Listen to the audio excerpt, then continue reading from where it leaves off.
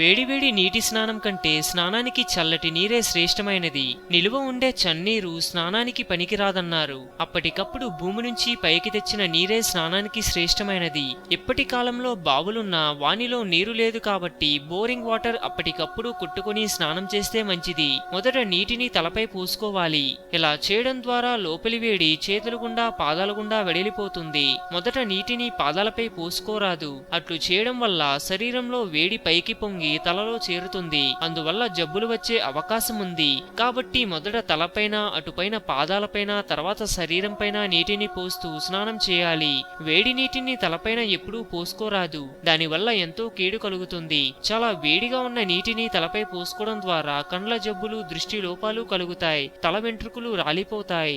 జల్లుమనిపించే చన్నీటితో స్నానం చేయడం వల్ల కఫం ఎక్కువవుతుంది. వాతదోషులు కలుగుతాయి. మిక్కిలి వేడి నీటి స్నానం చేయడం వల్ల రక్తపిత్త దోషాలు వ్యాపిస్తాయి. కాబట్టి గోరువెచ్చని నీటితో స్నానం చేయాలి. హిందూయిజం గురించి మరెన్నో గొప్ప గొప్ప విషయాలను తెలుసుకోవడం కోసం మా ఛానల్ ని సబ్స్క్రైబ్ చేయండి. ఈ వీడియో మీకు నచ్చినట్లయితే లైక్ చేయండి, షేర్ చేయండి.